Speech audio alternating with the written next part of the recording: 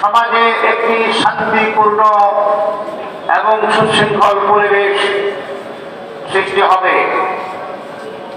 কিন্তু আমরা উদ্বেগের সঙ্গে লক্ষ্য করছি, আমরা বিস্ময়ের সঙ্গে লক্ষ্য করছি যে এমন কিছু কিছু ঘটনা ঘটছে, কিছু কিছু রাজনৈতিক দল এমন কর্মসূচি গ্রহণ করছে যে সমাজের মধ্যে একটি অস্থিরতার সৃষ্টি হচ্ছে।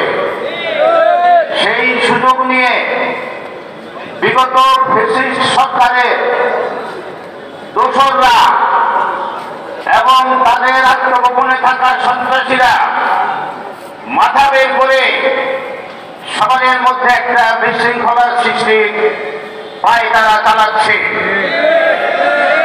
আজকে দেশপ্রেমিক জনগোষ্ঠীকে ঐক্যবদ্ধ থাকতে হবে, দেশপ্রেমে উদ্বুদ্ধ হয়ে এই ফ্যাসিস্ট স্বৈরাচারী সরকারের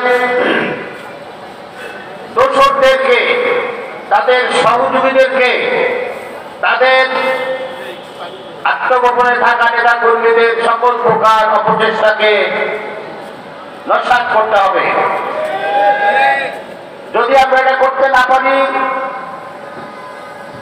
জুলাই আন্দোলনে যে প্রায় 2000 ছাত্র যুবক জনতা প্রাণ দিয়েছে সেটা ব্যর্থ হয়ে যাবে।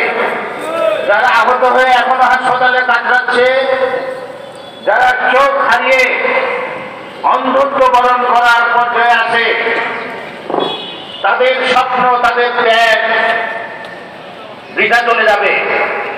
কাজে আসুন আমরা সকলে মিলে দায়িত্বশীল ভূমিকা পালন করি, দেশপ্রেমে উদ্বুদ্ধ হয়ে আমরা ঐক্যবদ্ধ থাকি, যাতে ফ্যাসিস্টের দোসররা বিশৃঙ্খলার সৃষ্টি করতে না পারে। অন্তর্বর্তীকালীন সরকারকে কাজ করার সুযোগ দিতে হবে। সমাজে অনেক ধরনের বিশৃঙ্খলা আছে, অনিয়ম আছে, সেগুলোকে দূর করতে হলে ন্যূনতম কিছু সংস্কার করে তারপরে আমাদেরকে নির্বাচনের পথে হাঁটতে হবে। এই জন্য অন্তর্বর্তীকালীন সময় সরকারকে প্রয়োজনীয় সুযোগ দিতে হবে। আইন শৃঙ্খলা বাহিনীকে আমরা সহায়তা করব, যাতে সরকার শান্তিপূর্ণভাবে কাজ করতে পারবে।